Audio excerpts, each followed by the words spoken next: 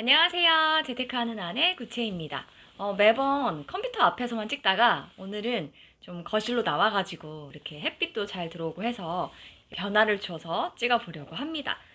2021년 3월 가계부 리뷰를 가지고 왔고요. 오늘은 제가 이렇게 겔 탭을 열어놓고 제 엑셀 파일을 보면서 리뷰를 같이 해보도록 하겠습니다. 저는 4살 아기를 키우고 있는 결혼 5년 차 신혼부부이고요. 순자산 50억 원을 목표로 열심히 아끼고 가계부 쓰고 저축하고 투자하고 또 공부를 하고 있습니다. 제가 한 달에 한 번씩 가계부 리뷰를 블로그랑 유튜브에 올리고 있거든요. 궁금하신 분들은 블로그에도 상세하게 이제 기록을 남기니까 참고하시면 될 것 같고요. 또 이번 달에 제가 가계부 원데이 클래스는 4월 15일부터 17일까지 딱 3일 동안 블로그에서 신청을 받고 있으니까 관심 있는 분들은 참고하시면 될 것 같습니다. 자, 일단 3월은 비교적 생활비 관리가 조금 부실했던 한 달이었어요. 제가 당초에 예산을 세워뒀던 금액보다 20만 원 정도 초과를 했더라고요. 사실 특정 항목에서 초과를 했다기보다는 전반적인 항목 전부에서 조금 페이스 조절에 실패한 감이 좀 없지 않았어요. 그래서 조금 반성하는 마음으로 시작을 해보겠습니다. 이번 달 투두 리스트입니다. 저는 처음에 이제 가계부를 쓸 때 가장 먼저 이달에 뭘 해야 되는지를 먼저 입력을 해놓습니다.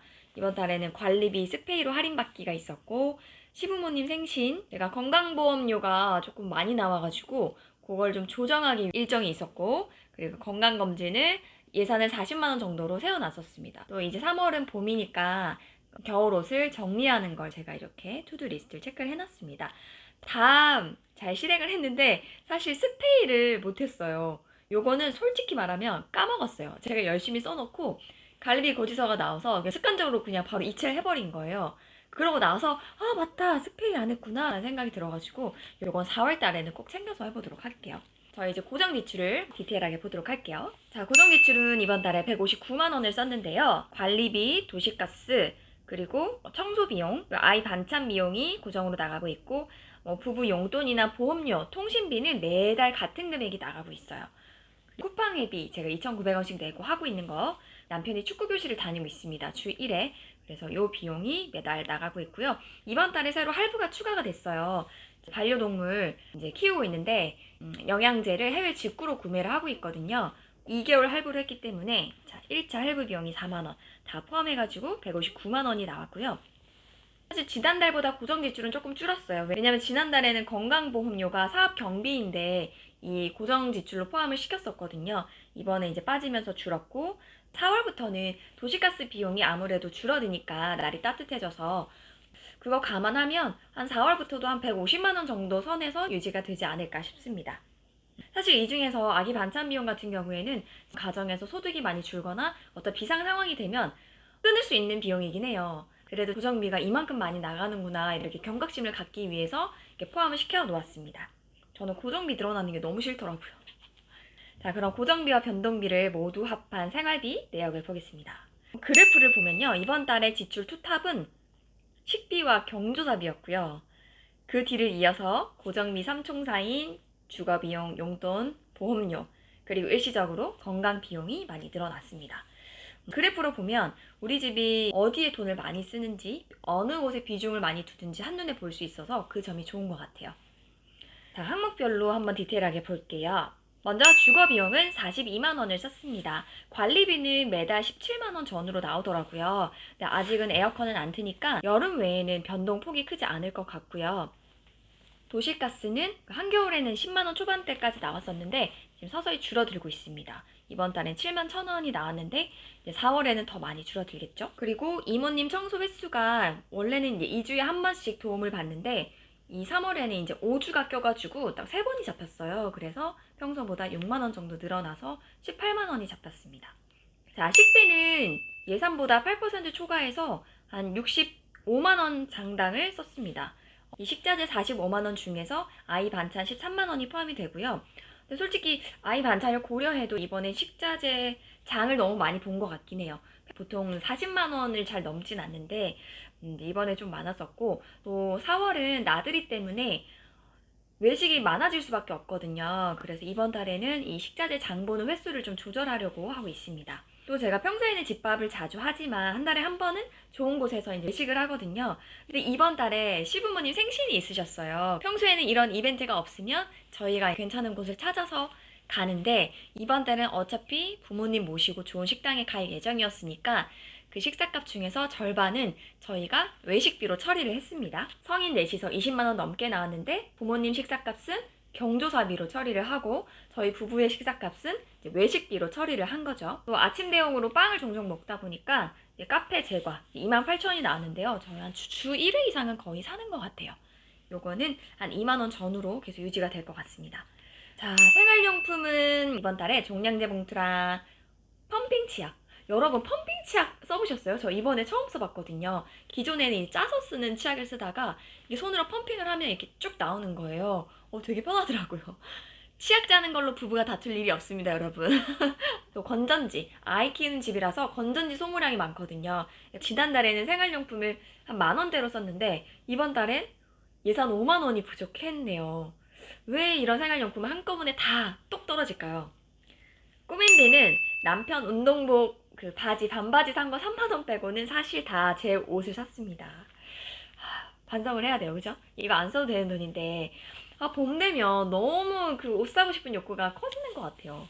아줌마가 됐고 또 아이를 키우는 또 엄마가 됐지만 봄이면 화사해지고 또 나들이 하고 싶은 마음에 예쁜 옷들을 보면 눈이 휙휙 돌아가는 것 같아요. 사실 제가 뷰티 포인트를 좀 많이 쌓아가지고 요거를 화장품으로 교환하려고 명동을 방문한 적이 있어요. 근데 화장품 가게들 다 망해버린 거예요. 뭐 이니스프리, 아리따움, 또 뭐냐 프리메라. 제가 프리메라 좋아하는데 싹 없어진 거예요. 제가 예전에 증권사 다닐 때 그 명동 앞에 있었거든요. 그래서 점심시간마다 항상 그 명동 일대를 돌아다니곤 했는데 몇 년 만에 갔더니 진짜 코로나 때문에 상권이 싹 죽어서 거짓말 안 하고 진짜 가게 한 10개 중에 4개는 다 문을 닫아서 비어있는 상태더라고요. 그래서 깜짝 놀랐어요.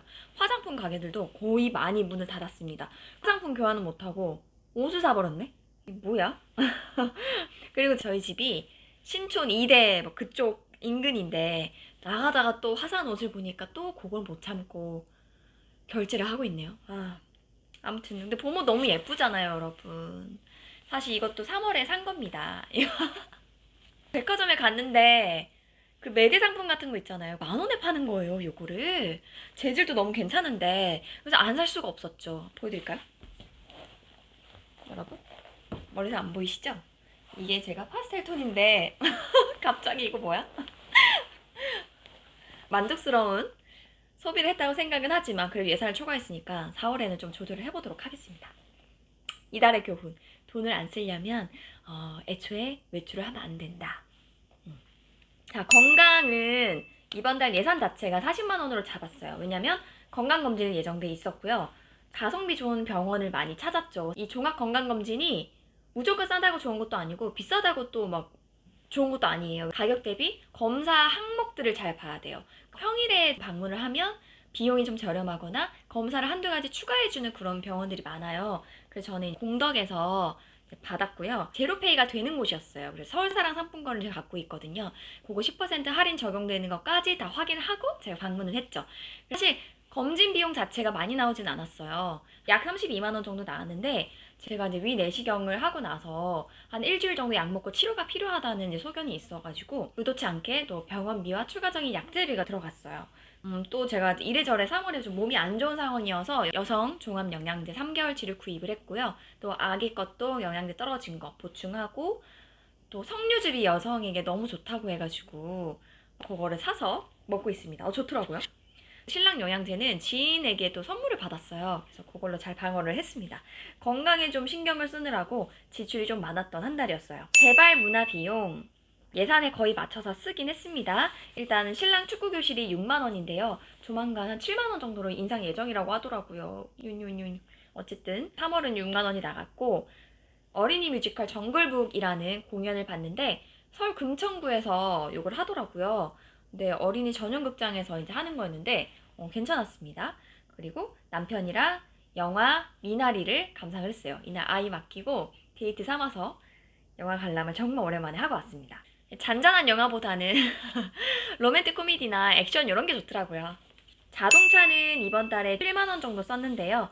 주유를 2번 했고요. 또 시댁 방문하면서 그에 따른 통행료, 주차비 등이 들었고, 제가 다니던 그 동네 주유소에 제로페이를 이제 시작을 한 거예요. 원래는 이제 카드로 결제를 했었는데 서울사랑 상품권을 받더라고요. 그래서 앞으로는 이제 10% 할인을 이제 받아서 주유비를 조금 아낄 수 있을 것 같아요.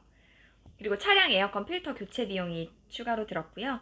그 택시비는 평소엔 잘 타진 않는데 차량이 한 대인데 남편이 차량을 쓸 때 아이랑 어딘가를 갈 때 택시가 필요하거든요. 요때 나갔던 비용입니다. 육아 비용은 이번 달에 8% 초과했죠. 27만 원 정도를 썼습니다. 자, 일단 육아용품은 기저귀랑 기타 소모품이 들어갔고요.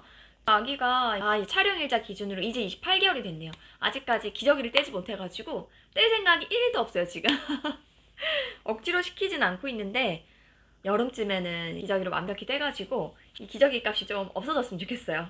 그리고 교육놀이 비용이 14만 원이나 나왔어요. 이게 이슈가 있었습니다. 저희 남편이 어느 날 이제 아이랑 키즈 카페를 갔다 온다고 해가지고 보냈는데 저랑 상의도 없이 본인 마음대로 갑자기 키즈 카페 10회권을 끊어가지고 온 거예요. 한 달에 한 번 정도 아이랑 주말에 갈 생각으로 그걸 끊었다라고 하는데 참 이거 환불하기도 뭐하고 해가지고 생각지도 않았던 7만 원대의 돈이 초과가 됐습니다. 그래서 이번 달에 좀 이 예산이 늘어나게 되었고요. 스트리밍 의료비는 이제 아이 봄옷, 계절이 바뀔 때마다 한 번씩 이제 아이 옷들을 사거든요. 물려받는 데는 한계가 있어요. 그래서 또 어린이집을 다니다 보니까 매번 옷이 많이 필요하고 거의 일주일에 어린이집에서 소화하는 옷이 한 10벌은 필요해요. 놀이를 하다가 뭐 색칠을 하다가 물감놀이를 하다가 아니면 뭐 음식을 먹다가 밥을 먹다가 애들이 흘리니까 그런 것들 때문에 옷을 자주 갈아입히거든요. 그래서 옷이 은근히 많이 들어요. 또 신발 같은 경우에는 한 돌 전까지는 신발을 많이 물려받았는데 아이의 그 발걸음이 이 신발 그 밑창 다른 거에 의해서 또 뭔가 영향을 받을 수 있다고 얘기해가지고 이제는 이제 신발은 이제 물려받지 않고 다 사고 있습니다. 직장 어린이집을 보내고 있는데 어린이집에 내는 돈은 아직은 없고요. 그리고 코로나로 인해서 외부 뭐 특별 활동을 못 하다 보니까 아직은 그 비용도 들지 않고 있습니다. 자, 반려동물도 이번에 이제 펫버킷이라는 반려용품 그 해외 직구 사이트가 있거든요. 6개월치 시장 사상충 약을 사는데 국내 동물약국이나 그 동물병원보다 훨씬 저렴해요. 그래서 제가 한 번씩 그걸 사고 있거든요. 약 한 8만 원 정도 나왔고 할부로 결제를 했습니다. 제가 추천인 여기 한번 띄워드릴게요. 혹시 반려동물 키우시는 분들은 가입하실 때 추천인 입력하시면 평소에는 한 $5, 지금 제가 촬영하고 있는 이 시점에는 $1 이벤트를 하고 있거든요. 그걸 활용해 보시면 좋을 것 같습니다. 사실 여기 여행에 가계부상에는 쓴 돈이 없긴 한데요. 이번 달에 호캉스를 한번 다녀왔습니다. 어떻게 돈이 들지 않았냐? 저희 신랑이 회사에서 연간 한 170만 원 전후로 복지 포인트가 나오고 있어요. 이 복지 포인트에 꼬리표를 붙이지 않으면 굉장히 흐지부지 써버리더라고요. 어딘가 돈을 쓰고 싶은데 부담스러울 때 복지 포인트로 써버리면 이게 내 생활비만 더 키우는 꼴이 되더라고요. 애초에 저는 복지 포인트를 여행비로 우선적으로 쓰는 걸로 정해놨어요. 170만 원이면 한 150만 원 정도는 여행비로 쓰고 나머지 한 20만 원 정도는 건강 관련한 비용으로 쓰고 있습니다. 왜냐하면 저희 부부가 이제 코로나 전에는 해외여행을 1년에 한두 번은 꼭 다녔을 정도로 되게 좋아하거든요. 그래서 어차피 써야 될 돈이에요. 근데 이런 복지 포인트가 이제 들어오니까 요거를 아예 여행비로 돌려서 내 생활비에서는 여행비에 들어가는 비용을 최소화해보자. 요렇게 꾸리고 있습니다. 여러분들도 무슨 상여금이나 회사에서 뭐 떡값이 나오기도 하고 짜잘하게 그런 복지 관련한 어떤 돈이나 포인트나 아니면 상품권 들어올 때 있잖아요. 정말 소액 2, 3만 원은 그냥 생활비 방어용으로 쓰셔도 돼요. 근데 몇십만 원 이상이다 그러면 아예 출처를 붙여버리세요. 어디에 쓰겠다. 그만큼 생활비를 아낄 수 있는 거잖아요. 예를 들어 50만 원이다. 그 50만 원을 아껴서 저축을 하거나 비상금을 채우거나 투자를 하거나 이런 식으로 하시면 됩니다. 그리고 경조사는 부모님 생신이 있었죠. 63 스퀘어에 있는 백미향이라는 중식당에 갔는데 괜찮더라고요. 근데 의외로 가족 경조사비가 21만 원으로 적었어요. 그 이유가 있는데요. 일단 63 스퀘어 그 중식당을 예약할 때 원래는 식사 비용만 23만 원 정도 나왔어요. 근데 제가 혹시나 해서 중고나라에 검색을 해봤거든요. 그랬더니 한화에 다니던 임직원 분께서 예전에 그 임직원 대상으로 판매한 어떤 패키지를 19만 원에 팔고 계시더라고요. 여기에 케이크랑 와인 한 병까지 포함이 된 가격이었습니다. 원래 음식값만 해도 한 4만 원 정도 저렴하게 케이크랑 와인까지 이제 포함이 되니까 제 체감상으로는 거의 한 10만 원 상당을 싸게 구입하게 된 거죠. 어차피 부모님 생신이라 케이크도 샀어야 됐는데 19만 원으로 이 모든 거를 해결을 했고요. 물론 이제 코로나 시국이라 이제 5인 이상은 모일 수 없는데 직계 가족은 서류를 제출하면 돼가지고 그렇게 했습니다. 그리고 이 19만 원 중에 또 10만 원은 아까 앞서 얘기했듯이 저희 부부 외식비로 제가 포함을 시켰어요. 그래서 실제로는 이 경조사가 9만 원만 들어갔고요. 저희가 이제 아울렛 갈 일이 있었는데 괜찮은 이제 옷이 있어가지고 사드렸는데 이것도 10만 원이 채 되지 않았어요. 또 시아버지 생신 때는 저희가 이제 맛있는 거를 사가기로 했는데 마침 저희 친정엄마가 요새 쭈꾸미 철이라고 하면서 사 먹으라고 10만 원을 저에게 보내주신 거예요. 마침 식비가 떨어졌는데 이게 웬 떡이냐 하면서 정말 감사한 마음으로 노량진 가가지고 쭈꾸미랑 그 새조개랑 듬뿍 사가지고 시댁 가족들과 푸짐하게 생일상을 차려서 먹었습니다. 다만 저희 남편 회사 동료가 6건의 경조사가 무려 발생을 해가지고 또 친구 출산 선물까지 포함을 해가지고 43만 원 넘게 나왔습니다. 자, 보험은 매달 45만 원 정도가 나가고 있고요. 사실 저는 보험은 실비 빼고는 그냥 선택이라고 생각을 합니다. 확률 싸움이잖아요.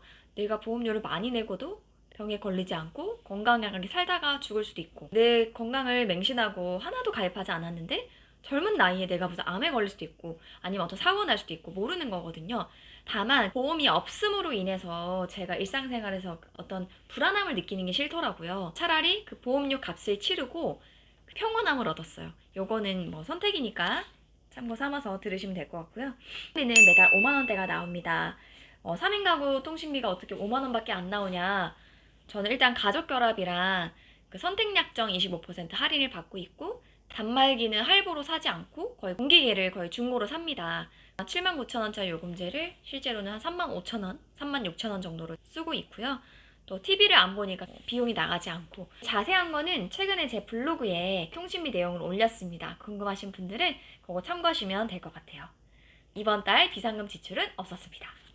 이번 달 생활비는 총 397만 원을 썼습니다.